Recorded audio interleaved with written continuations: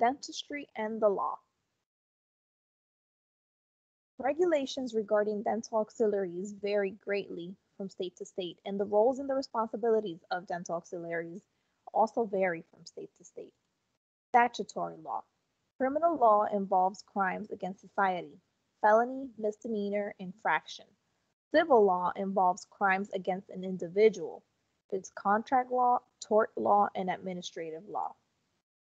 So contract law involves two types of contracts, an express contract and an implied contract. An express contract is established through the written word or by verbal agreement, commonly used when the required treatment is extensive or will take a long time to complete, hence the treatment plan that the dental assistant will give the patient once they're seen by the doctor, and the doctor comes up with a treatment plan. Implied contracts are established by actions, not words. For example, if a patient comes to the dentist with a toothache and allows the dentist to examine him or her, it is implied that the patient wants treatment because they want to get out of pain. Tort law. A tort is a wrongful act by one person that results in injury to another. It may happen accidentally, which is negligence, or be done intentionally.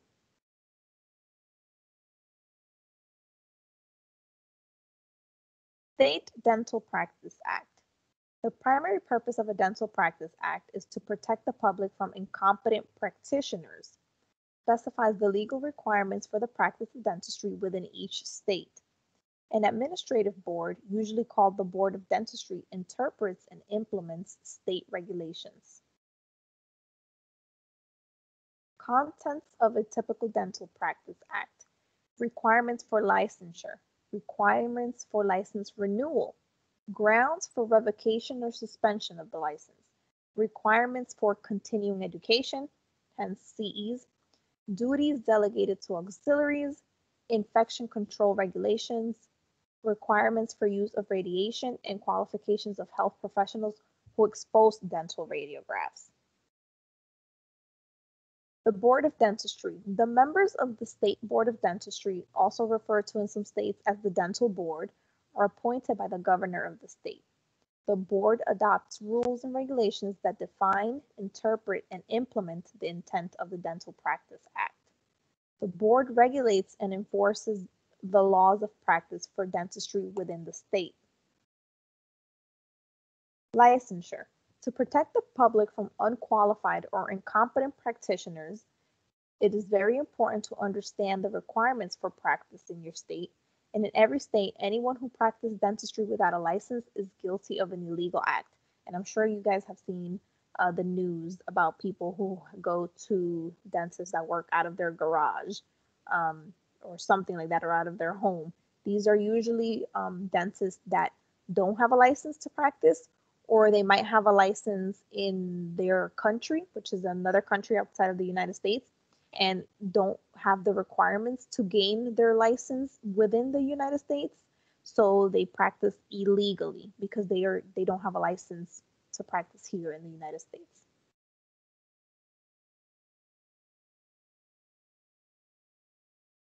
What authority does the State Board of Dentistry have?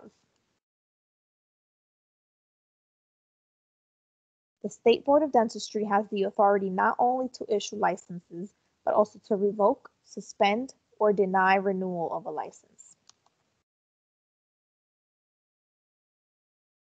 Licensure by credential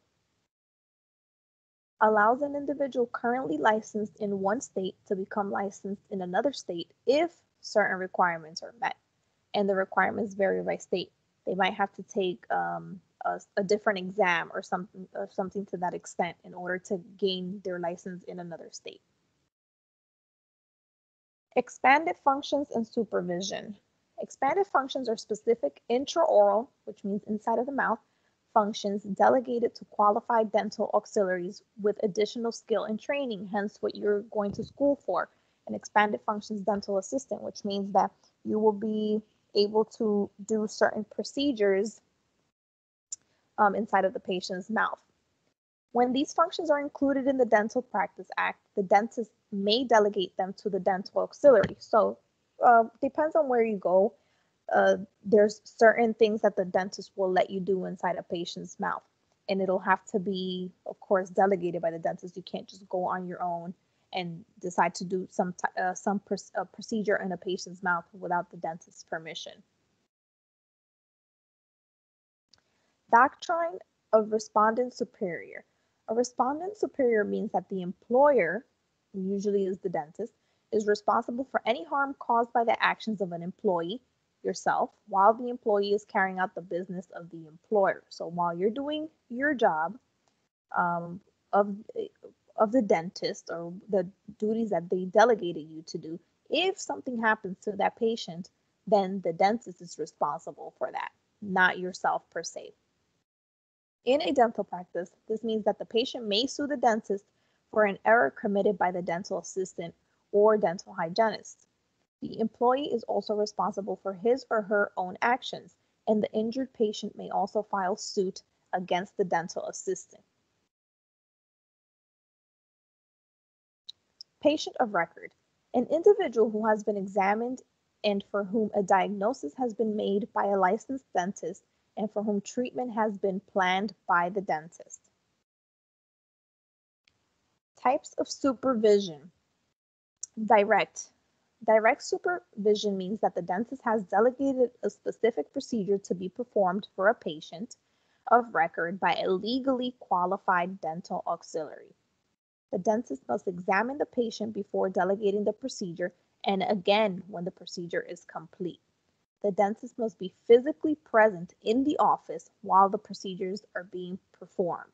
It doesn't mean that the dentist called you over the phone and said, listen, do this to this patient, etc. When this patient comes in, it doesn't mean that the dentist said, okay, pack a retraction cord or something to that extent, and then the dentist goes out to lunch. They have to be physically present inside the office. General supervision, which is also known as indirect supervision, means that the dentist has authorized and delegated specific procedures that may be performed by a legally qualified dental auxiliary for a patient of record, like exposing radiographs and re-cementing a temporary crown that has been dislodged, are examples of functions that are often delegated under general supervision. And yes, you will get patients that need their temporary crowns re-cemented, and that you can do with general supervision or indirect supervision. The dentist need not be physically present in the office while such procedures are being performed. So what does a respondent superior mean? A respondent superior means that the employer is responsible for the actions of the employee, hence the actions of the dental assistant. Unlicensed practice of dentistry. A dental assistant or dental hygienist may legally perform only those functions delegated under the Dental Practice Act of the state in which he or she works. Performing procedures that are not legal is practicing without a license, a criminal act. Ignorance of the Dental Practice Act is no excuse for illegally practicing dentistry. If the dentist asks you to perform an expanded function that is not legal in your state and you do so, you are committing a criminal crime or a criminal act.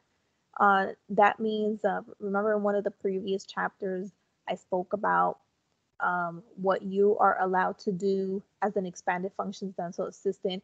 In Florida doesn't necessarily mean that you can do the same thing as an expanded functions dental assistant in Georgia. Each state delegates what an expanded functions dental assistant can and cannot do. So let's say if here in Florida you can cement temporary crowns with temporary cement, that's fine. That's an expanded functions delegated by the Dental Practice Act of Florida. But maybe in Georgia, it's not like that. Maybe an expanded functions dental assistant over there cannot cement temporaries, even if it's with a temporary cement. So it varies from state to state. So even let's say you're a dental assistant and you came from New York, and in New York you were allowed to do I don't know, scale the patient's teeth, and you come to Florida and that's not an expanded functions duty allowed in the state of Florida, if you do that here, even though you might be a professional in scaling people's teeth in New York, if you do that here, you're committing a criminal act. Dentist-patient relationship, the duty of care, standard of care.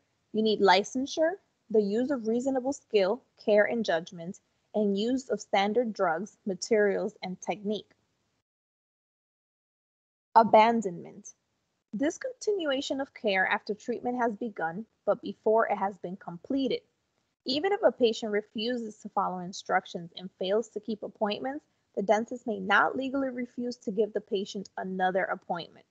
The dentist may not dismiss or refuse to treat a patient of record without giving the patient written notice of termination. So anytime that a dentist does this, they need to give the patient uh, a letter, basically a written notice that they will no longer treat that patient there, or that specific dentist won't treat that patient anymore.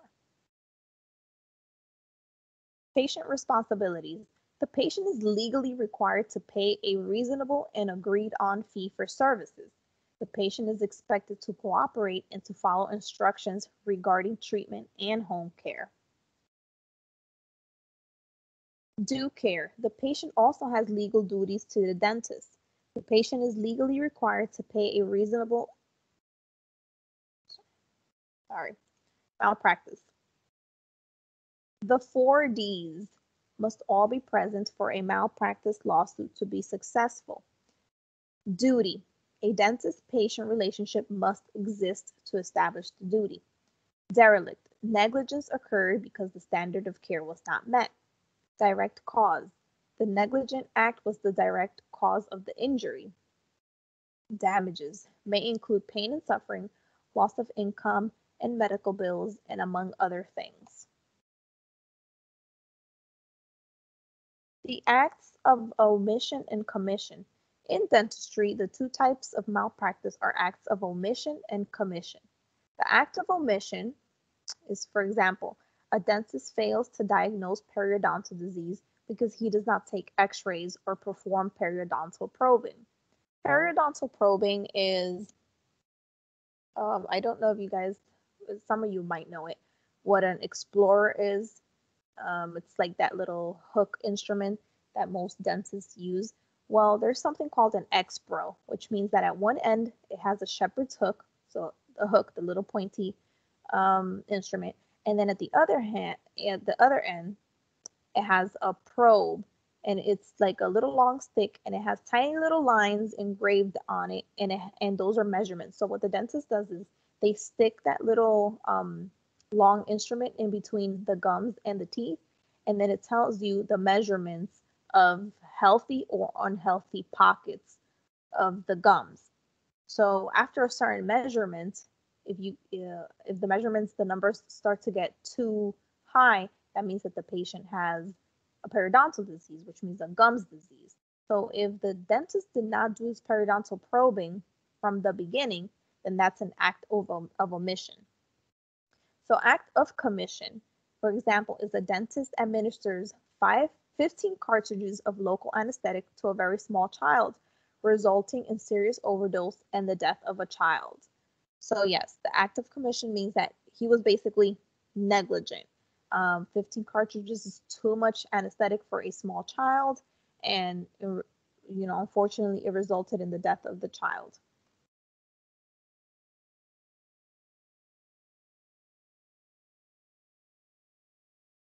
What is meant by abandonment? Abandonment occurs when a dentist discontinues treatment of the patient without proper notice. The doctrine of res ipsa loquitur, and these are Latin words, so that's why it's like in another. Somebody asked me if there was words that were in another language, so they're Latin words. Okay, meaning the thing speaks for itself. So for example, a dentist extracts the wrong tooth or breaks an instrument in the tooth and leaves it there. The proof, the instrument itself, is clear.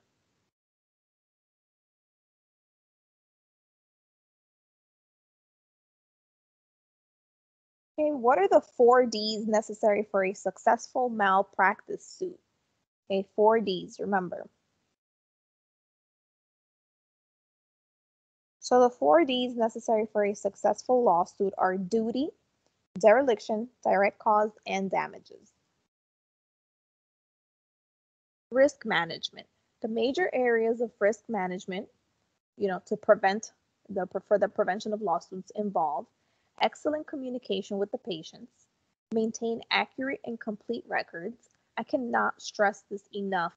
If you go into an office that still has actual patient charts, you need to, in the patient's chart, you need to write everything that happened during the visit, what was said, anything with a lot of importance, because sometimes patients come back and they said, well, the dentist told me this, and that, and it wasn't true. So if there aren't any notes pertaining to that visit, then how do you prove that this is not what the dentist said to that patient?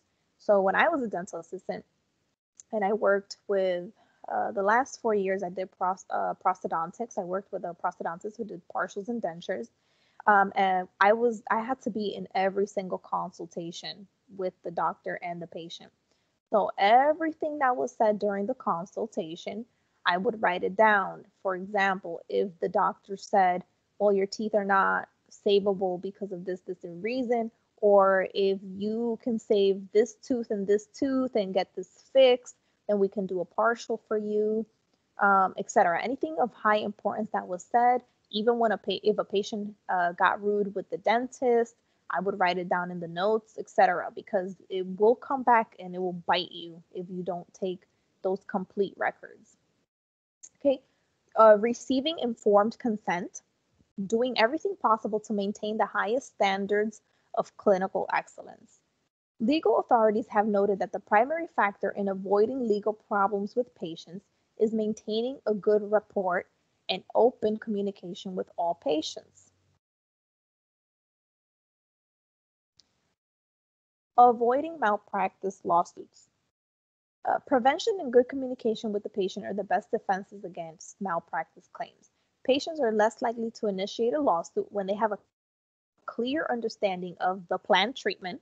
So this is the job of the assistant. Once the doctor examines the patient and comes up with a treatment plan, you put everything in the computer, you print it out, and you have to explain the treatment plan to the patient in plain English, because sometimes there's words that the patient might not understand, so they don't have a full understanding of what it is that they need done.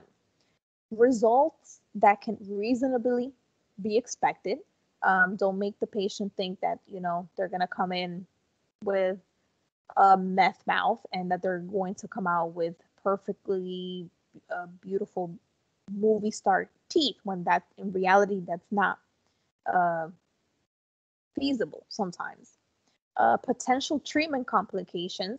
Sometimes you have to tell a patient, well, we don't think you're going to need a root canal on that tooth now, but once we get into that tooth and we drill out all the decay, we might get into the nerve. And if that's the case, then you will need a root canal, which is more money on top of what already was going to be done. So you have to explain that to the patient, that that can happen. And patients' financial obligations. You also have to let them know what their share of cost is going to be. If it's a $3,000 treatment plan, what is the patient portion? Is the insurance going to pay anything? Is the insurance going to discount those fees, etc.?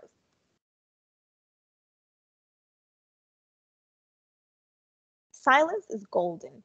The dental assistant or dental hygienist must never make critical remarks about dental treatment rendered by his or her employer or any other dentist. Statements made spontaneously by anyone, including the dental assistant, at the time of an alleged negligent act are admissible as evidence and may be damaging to the dentist and dental assistant in a court of law. So be very careful what you say around patients, about anybody, about the dentist, about the treatment plan, etc. Guidelines for informed consent. The concept of informed consent is based on the idea that it is the patient who must pay the bill and endure the pain and suffering that may result from treatment. The patient has the right to know all important facts about the proposed treatment. So there's two types of informed patient consent. There's implied consent and there's written consent. So implied consent is given when the patient agrees to treatment or at least does not object. They don't say, no, I'm not going to have that done. Implied consent is a less reliable form of consent in a court of law, should there be a malpractice suit. So written consent. This is the preferred means of obtaining and documenting the patient's consent and understanding of the procedure. Usually anytime that you're going to do a procedure on a patient, whether it's an extraction, like the removal of a tooth, a root canal, a filling, etc., anything like that, you'll give the patient a consent form before you even do the treatment. And the consent form will say what is going to be done, what are possible complications, what can happen afterwards, what would the patient feel, what, et cetera, et cetera. So those consents, if the patient signs that consent, they're consenting to that treatment, and that means that they're agreeing that it's a possibility that those things can happen to them. So if later on something happens after the treatment, and they say, well, I didn't know that that was going to happen, I didn't know that that's what they were going to do, etc., you have the consent form to back you up, stating, well, you signed the consent form. And of course, the patients, they'll come back and they say, well, I didn't read what I was signing, they just gave it to me to sign this, blah, blah, blah, blah. That's not really going to hold up because ultimately you signed it. It's your problem if you read it or didn't read it. So guidelines for informed consent. To assist the patient in making an informed decision about whether to undergo the proposed treatment, the dentist should explain the nature of the proposed treatment, the benefits of the proposed treatment, and the consequences of not undergoing the proposed treatment. So let's say a patient comes in with a really bad toothache, and they say, the dentist said, well, this tooth is still savable if you have a root canal and a crown done on it. But it's going to cost you this much to do it. Then the patient, it's up to the patient to decide, yes, I want to do it. I want to, try to do everything that I can to save my tooth. And then the doctor also has to explain to the patient what happens if they don't do the root canal. They're going to continue in pain. Their face can swell up. They can get an infection, etc., or whatever. So it's, they have to let them know what the consequences are if they don't get the root canal and the crown. The most common and severe risks associated with the proposed treatment and reasonable alternatives to the proposed treatment, including the risks and benefits of each. So if the patient says, well, the root canal and the crown is going to cost me $2,000, I don't have $2,000, can you just take the tooth out? Well, then the dentist has to let them know that that's also an alternative. You lose the tooth, but also has to explain what the risk of taking the tooth out. Let's say it's a young person and they take a tooth, like their first molar out. Well, what happens is that the molar directly on top of that molar eventually will start to drift down, and it'll start going lower, and it'll start going into that space if you don't put something there to replace the space of where the tooth used to be. And of course, the benefits of each, like you'll be out of pain right away, the tooth will be gone, you won't have no more cavity, and then out of sight, out of mind kind of thing. Informed refusal. If a patient refuses the proposed treatment, the dentist must inform the patient about the likely consequences and obtain the patient's informed refusal. There will also be forms about when the patient declines the proposed treatment.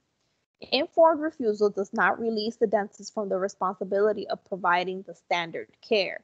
A patient may not consent to substandard care, nor may the dentist ethically or legally agree to provide it.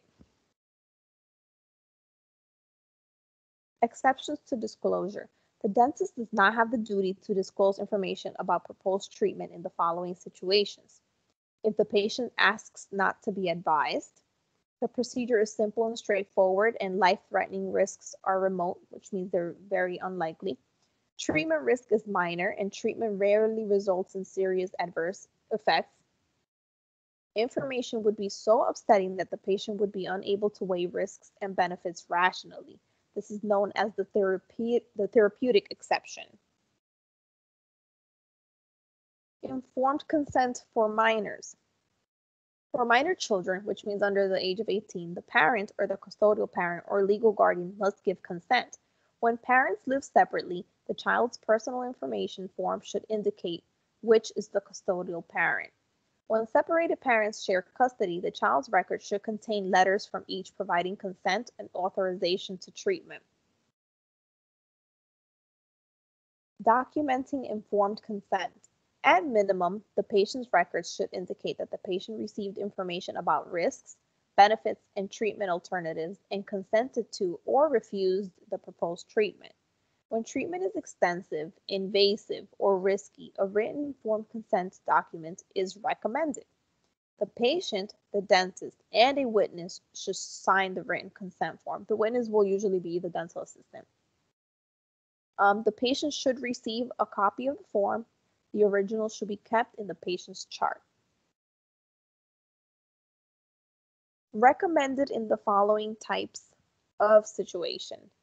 If a new drug is to be used, if experimentation or clinical testing is involved, if a patient's identifiable photograph is used, I don't know if you guys have kids or anything like that, but sometimes when at daycares, the daycare will give you a consent form stating that sometimes they'll put pictures of the children on their Facebook page or on their Instagram page, or your child may be photographed for a commercial, etc. And you have to consent for your child to be, for them to post your child's pictures on their social media or in a commercial. If a minor child is treated in a public program, if the treatment takes more than 1 year to complete.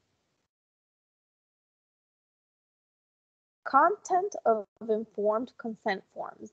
The informed consent form should contain the following information: the nature of the proposed treatment, benefits and treatment alternatives, risks and potential consequences associated with not performing the treatment, and other information as necessary for a particular case.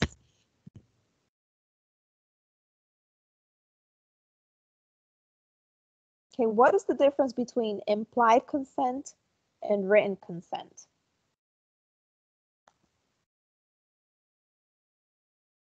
Okay, implied consent is demonstrated by actions, in contrast to a written consent, which is signed.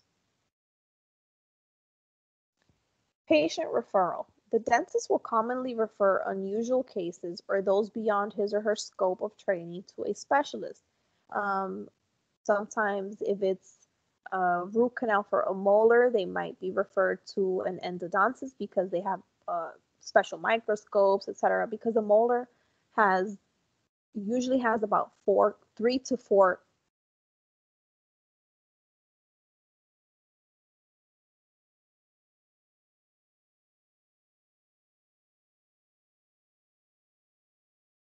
the dentist must inform the patient being referred that the needed services cannot be properly performed in his or her office.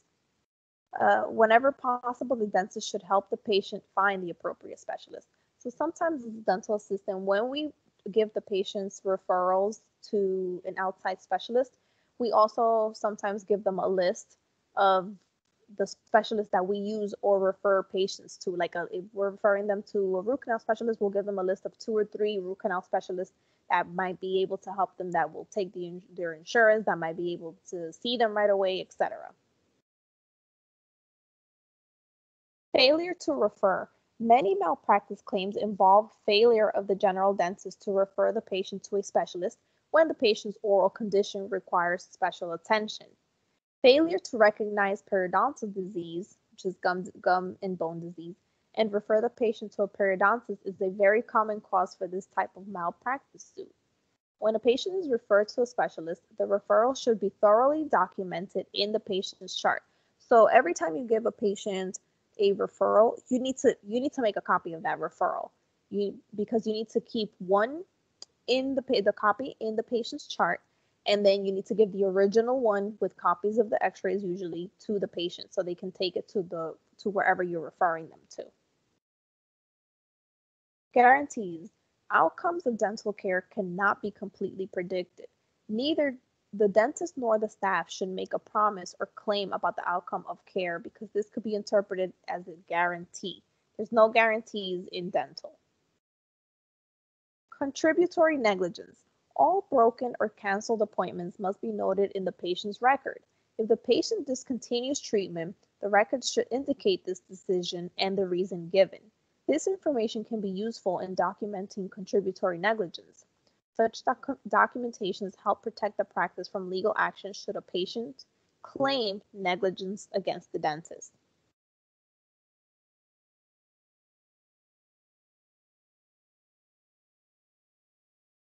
Patient records. Patient records are important legal documents that must be protected and handled with care. All examination records, diagnoses, radiographs, consent forms, updated medical histories, copies of medical and laboratory prescriptions, and correspondence to or about a patient are filed together in the patient's record. Financial information is not included in the patient's chart unless they sign papers to do like a payment plan or etc. like that. Sometimes if they have to, if they apply for something like care credit or etc., those things have to be inside the patient's chart because they do fill out an application and then it's approved right then and there if they even qualify. Ownership of dental records and radiographs. The dentist technically owns all patient records and radiographs. Patients have the right to access or review and remove their records and radiographs. Original records and radiographs are never allowed to leave the practice without the dentist's permission.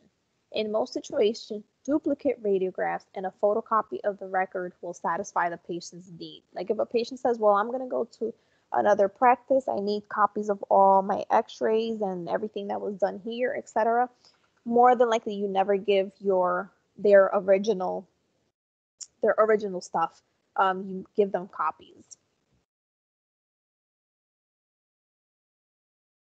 Reporting abuse and neglect. In many states, dental personnel are required by law to report known or suspected cases of child abuse. The primary intent of reporting is to protect the child. It is equally important to provide help for the parents. Dental personnel are in a good position to identify signs of abuse in their pediatric patients. Reported cases of child abuse and neglected are rising at an alarming rate all over the country.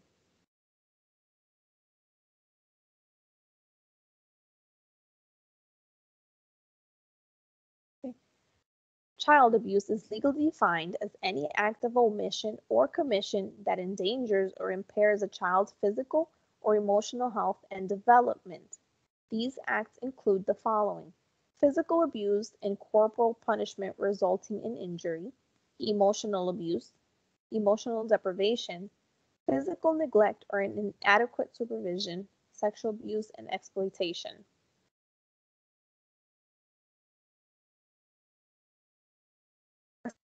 The term used to describe battering, abuse, or control over an intimate individual within the same household. The abuse usually starts with controlling behavior on the part of the abusive spouse that becomes more frequent and more aggressive. The dental professional must be sensitive and supportive and must document evidence that may suggest abuse.